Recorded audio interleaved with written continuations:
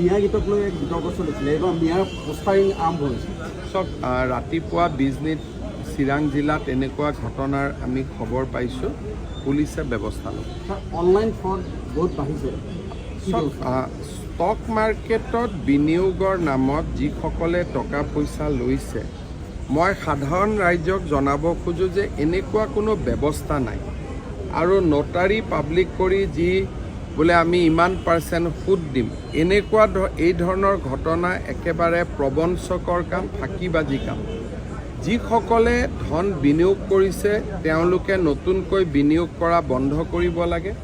এনেকুৱা কোনো ধৰণৰ ষ্টক ব্ৰকাৰ আইনমতে তেওঁলোকে এনেকৈ ষ্টক ব্ৰকিঙৰ কাম কৰিব নোৱাৰে এইটো একেবাৰে আইন বিৰোধী কাম আজি পুলিচে একশ্যন লৈছে অহা কেইবাটাও দিনত আৰু একশ্যন ল'ব মই ৰাইজক এটাই অনুৰোধ কৰিম যে ষ্টক মাৰ্কেটত কোনোবাই সোমাব খুজিলে তাত ডিমেট একাউণ্ট খুলিব লাগে তাত এটা পূৰ্ণ ব্যৱস্থা আছে এনেকৈ ব্ৰকাৰৰ থ্ৰুদি ষ্টক মাৰ্কেটত যোৱাৰ কোনো ৰাস্তা নাথাকে এই গোটেই ব্যৱস্থাটো এটা ফ্ৰড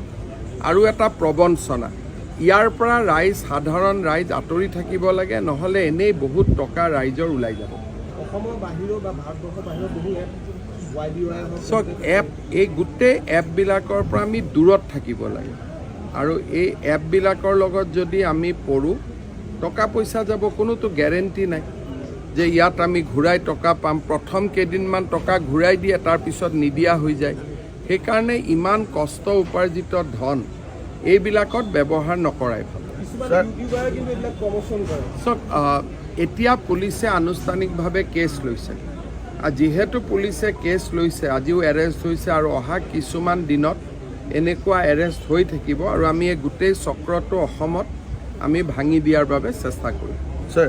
অসম আৰক্ষী আধুনিকৰণৰ ক্ষেত্ৰত কিবা ব্যৱস্থা গ্ৰহণ কৰিব অসম আৰক্ষীটো এটা চবচে আধুনিকীত পুলিচ ছাৰ এই অলপতে যি আলফাৰ বোমা নিষ্ক্ৰিয় কৰাৰ ক্ষেত্ৰত আমি কথা এটা বেলেগ ঘটনা আছিল এইটো তাতে থাকিব দিওঁ